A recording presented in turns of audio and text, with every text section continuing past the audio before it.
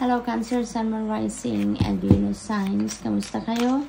Sana pinasa mabuti kayong kalagayan. Welcome back po sa Star Tarot. Kung bago kayo dito, welcome din kayo. Thank you sa inyong support. I truly appreciate it. God bless you all. Tignan natin ang mga mensahe ninyo. Cancer, pauna mensahe po ninyo ay crib. There is a birth or conception of a child or enterprise. Ayan. So siguro, kung hindi man kayo yung mga anak or nagbubuntis,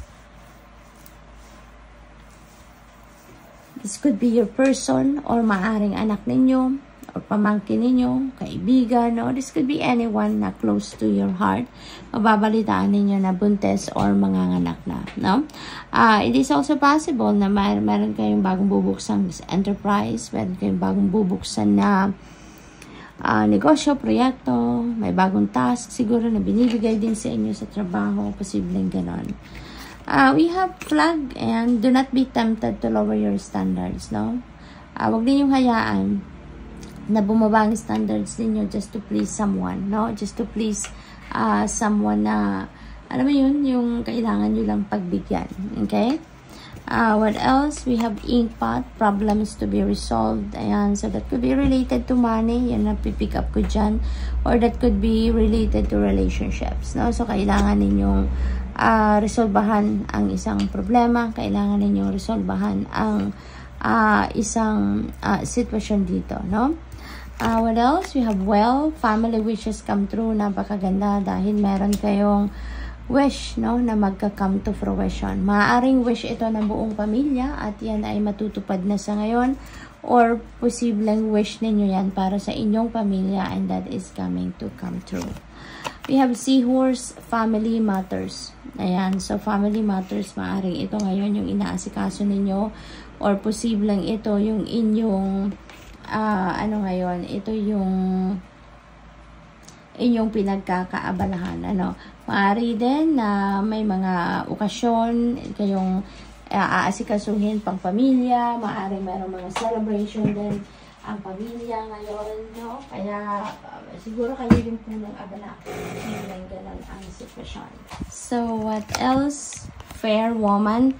Ayan, dealings or relationship with a woman with blonde, gray, or white hair. Ayan, so, dito naman sa fair woman, maaaring ito is foreigner, no? Posibleng ganon. So, maybe you're dealing with this person at this time and maybe maaaring boss ninyo to, nililigawan, asawa, girlfriend, no? This could be anyone, pero posible na this is, foreigner. So, we have fire, strong emotion, passionate love, or hate. Ayan. So, posibleng in love kayo dito sa fair woman na to or posibleng galit kayo sa fair woman na ito, no? So, depende sa inyong sitwasyon. What else? We have romance is in the air. Ayan. So, posible, no, na ang fair woman na to is linked doon sa inyong romantic side of life. Maaari talaga na nililigawan ninyo to or girlfriend ninyo or asawa ninyo. So, posibleng ganon. But definitely, for some of you dito, if you are single, siguro, and if you are looking for love, maaaring may pagkakataon kayo ngayon, ano, na makilala niyo siguro na yung taong ito na makakasama ninyo sa buhay, makakapartner, magiging jowa, yung ganon. And maybe, no, may magpapahayag ng pagmamahal or pag-ibig sa inyo at this time. Posible din na kung nasa relationship na kayo ngayon, nasa established relationship na kayo, maybe mas magiging sweet kayo with your person sa ngayon or yung person niyo ay mas magiging sweet sa inyo. So, posibleng ganon ang sitwasyon. We have scissors, disappointment in some affair. Ayan. So, dito naman, maaaring disappointed kayo dito siguro sa family matters. Posibleng ganon. Or disappointed kayo with this person. So, posibleng ganon ang ganap dito for some of you. Maaari din in other areas of life, no? Yung disappointment na ito na mararamdaman ninyo at this time. We have archway, new opportunities, new possibilities, and path opening up for you. Okay? So, napakaganda, napakaswerte din ninyo kasi meron kayong mga bagong oportunidad na magaganap or ma-embrace sa ngayon. There are new opportunities and possibilities coming your way at maaaring ito yung magpabago ng inyong pakiramdam, no? Instead na magpatuloy kayo na maramdaman ninyo yung disappointment na to, yan ay matatabunan ng excitement, ng happiness, ng joy kasi of this new opportunities na is going to knock on your door. A journey, either physical or mental. So, posible na ang journey na to is physical travel. Maaaring mayroon kayong pupuntahan.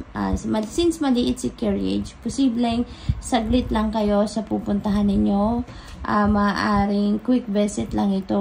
Maaaring related lang ito sa may kakausapin lang siguro kayo sandali. May pupuntahan kayo or posible din na yung travel time ninyo papunta doon short lang, no? Posible ganon. Posible din na saglit lang ang usapang ito, kaya saglit lang din ang panahon ninyo nagugugulin doon sa kung saan kayo pupunta. Possible din na meron lang kayong iniisip sa ngayon, ano? Meron lang kayong pinag-iisipan, nag-i-strategize, nagsiset ng intention or expectations. So, siguro ganun lang din ngayon ang pinagkakaabalahan ninyo. Meron lang kayong iniisip siguro, solution sa problema, possible din yan, ano? We have been new job or new career. So, this is good, no? Meron kayong parating dito na bagong trabaho or career. Siguro yung travel na to related dito kasi maybe pupunta lang kayo sa job interview, no? Posibleng ganun din ang ganap dyan. So, good luck, Cancer, and that's all I have for you for today. Thank you for watching. Love and light. Namaste. Hello, Scorpio, Sun, Moon, Rising, and Venus signs. Kamusta kayo? Sana po nasa mabuti kayong kalagayan. Welcome back po sa Star Tarot. Kung bago kayo dito, welcome din kayo. Thank you sa inyong support. I truly appreciate it. God bless you all. Pauna mensahe ni Scorpio ay lightning. Control your anger or you will be sorry. Ayan, kontrolin ninyo ang galit, no? Otherwise, kayo lang din naman na mahihirapan dyan. Kayo lang din naman masasaktan. Kayo lang din naman yung kayo lang din mai-stress, no? Kaya as much as possible, control your strong emotion. We have fire, ayan, Scorpio. Meron ditong strong emotion talaga. Passionate love or hate. Since meron tayong anger energy, most likely galit talaga to, no? That could be linked to someone, no? Or to something na siguro talagang disappointed kayo, frustrated kayo, something like that. Kaya nagagalit kayo dito. We have a misunderstanding. That could be misunderstanding with someone dito. Siguro, yung galit na to, no, related ito dito sa kung sino man ang meron kayong hindi pagkakaintindihan sa ngayon. We have bird perched, waiting for news, package, or letter. Ayan, so meron kayong hinihintay na balita, package, or sulat siguro at this time. Posible din, ano, na yung galit na to could be related dito. No, maaring nilalaman ng sulat yan, nilalaman ng balita, no, na marireceive ninyo yung galit na to.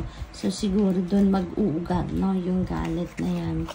We have horseshoe, good luck, and so may bawi, no, na magandang energy dito sa inyong sitwasyon. Siswertehin din kayo at this time, no? So, dito na lang kayo mag-focus rather than focusing on anger, focusing on this low vibration energy. Dito na lang kayo mag-focus, Scorpio, dito sa swerte na parating sa inyo or sa swerteng babalot sa inyo. We have a stubborn, aggressive person, no, in energy of the ram na maaring dumating sa buhay ninyo sa ngayon. Posible din na kilala nyo na to, katrabaho siguro, person ninyo, or pamangkin or anak. Depende sa inyong sitwasyon. Posible din na yung taong ito yung magdudulot sa inyo ng galit. Ito yung magpupukaw sa inyo ng strong emotion na yan, ano. We have leg and strong stepping into a new experience. Ayan. So, it's about time na to leave whatever situation that is na parang nakakapagpa-stress sa inyo. Panahon na para pumasok kayo sa bagong sitwasyon, no? This is a new beginning energy.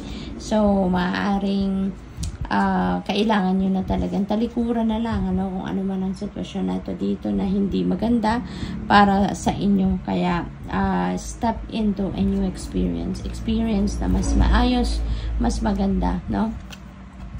We have vulture, depression and anxiety, worry that someone is against you. Yan, so maaring related yan dito rin sa taong ito. Eventually, siguro, yan ang mararamdaman ninyo.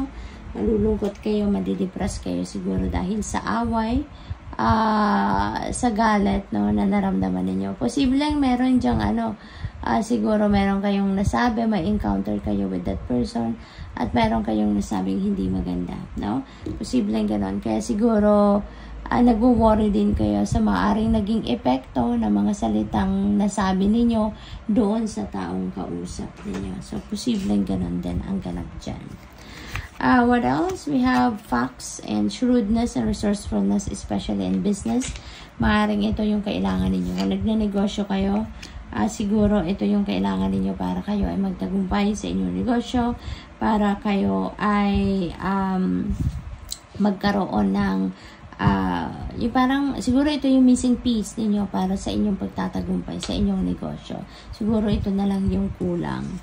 We have acts and forces working against you. Maaring yung mga taong ito, no?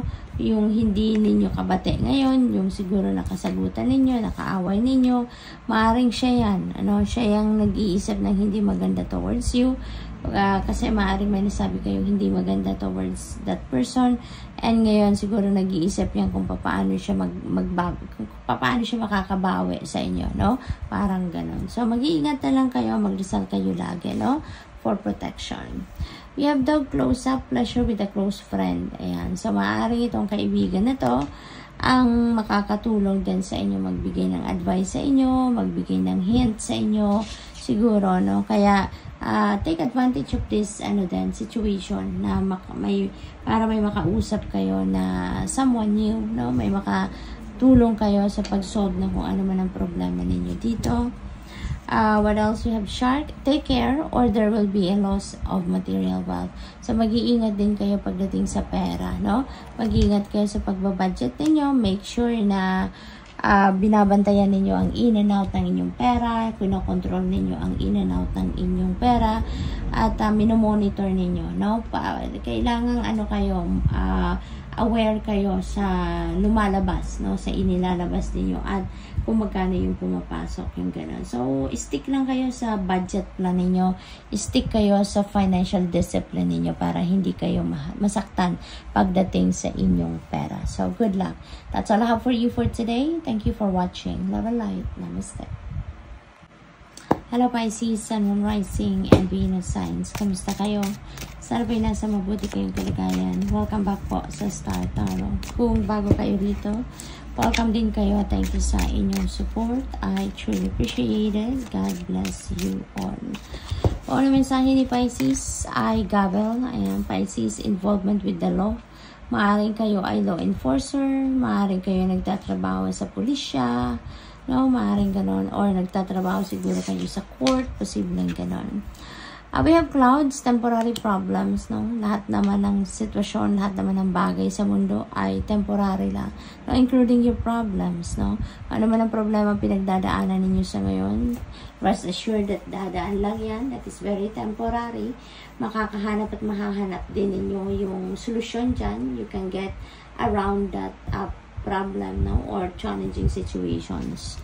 What else? We have Seahorse, family matters. Maaring yung problemang ito is linked sa inyong pamilya, no? Linked sa inyong mga kapamilya, no? Or family affairs, no? So, maaring ganon. What else? We have Feather. Someone you know is undependable and insincere. Ayan, meron kayong kilala. Alam niyo na to kung sino to. na madidiscover ninyo sa ngayon na hindi pala siya totoo sa'yo, hindi siya sincere sa'yo, hindi siya dependable, no? Hindi siya mapagkakatiwalaan. So, good luck sa'yo dyan, Pisces. Maaring ma-disappoint kayo dyan sa taong yan. Yan ang napipick up ko.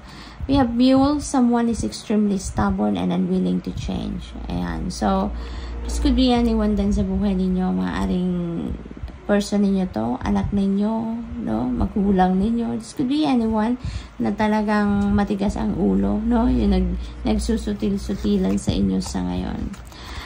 Beetle, good fortune. Ayan, swerte ninyo sa ngayon. Mababalot kayo ng swerte. So, this is really good. This is a very beautiful shift of energy, no? Na siswertehin kayo sa ngayon. Hindi lang ito swerte sa pera, kundi swerte din ito sa ibang bagay, no? Maaring siswertehin kayo dito sa relationship, siswertehin kayo sa pamilya, sa mga kaibigan, you know. We have target, a goal-oriented person. Ayan. So, maybe kayo ito, Pisces, no?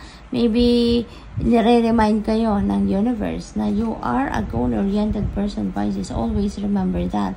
Kaya, dapat focus lang kayo sa kung ano ang mga iniisip ninyong gawin, sa mga plano ninyo, yung mga ganon ba, no? So, that could be, a reminder for you.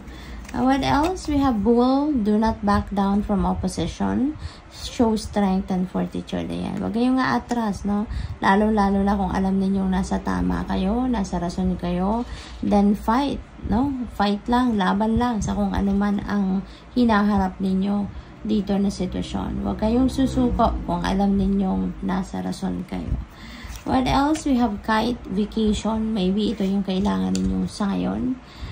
Posible din na ang iba sa inyo is embarking on a vacation na talaga, naka-schedule na, maaaring aalis na kayo sa ngayon, posibleng ganun ang ganap, or maybe ito yung pukaw sa inyo, na magbakasyon ka muna, Pisces, step back, no, from what is causing you stress sa ngayon, step back dito sa mga sitwasyon na to, na alam mo yun, maaaring nakakapagpagulo ng iyong isipan, kumukuha ng inyong peace, yung ganun ba, no? We have marriage. Ayan. So, maybe ang problema ito related to marriage kung kayo ay kasal na or may asawa na, no? Posibleng ganun ang sitwasyon. It is also possible na siswertehin kayo sa inyong pag-aasawa, sa inyong pagpapakasal. Kasi meron tayong good fortune sa taas niya. So, posibleng ganun din ang sitwasyon.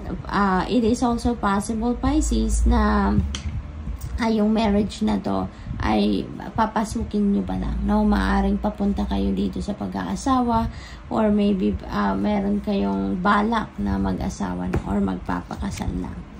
We have beware of greed. Ayan. So, mag-iingat din kayo, no, sa greed. Alam nyo naman ito. Very self-explanatory yan. Huwag ninyong hahayaan na lamunin kayo ng pagkatuso ba, no? Parang ganon. There is always abundance of everything. There is enough for each and every one of us. Kaya kung ano ang para sa'yo, yun lang din ang kunin ninyo, yun ang i-enjoy ninyo. Kung ano yung sa tingin ninyo, dapat naman na maibigay naman ninyo sa iba, may share ninyo sa iba, or para naman sa iba, no? Kung sobra-sobra naman yan para sa inyo. So, it's all up to you anyways, no? On how you're going to navigate the situation, if there is any. Kasi we are all given free will. Now, lahat naman tayo may free will, kaya it's all up to you on how you're going to manage that situation. Success. Ayan, napakaswerte ninyo. Tingnan ninyo, may good fortune kayo, may tagumpay kayo, naghihintay sa inyo dito. This could be in any area of life. Maaring success ninyo ito sa relationship, para makakarating kayo sa pagpapakasal, success sa trabaho, success sa inyong mga ginagawa, career, negosyo, no? That could be success in anything. Negosyo, posibleng ganon ang ganap. So, good luck. And that's all I have for you for today. Thank you for watching. Love and light. Namaste.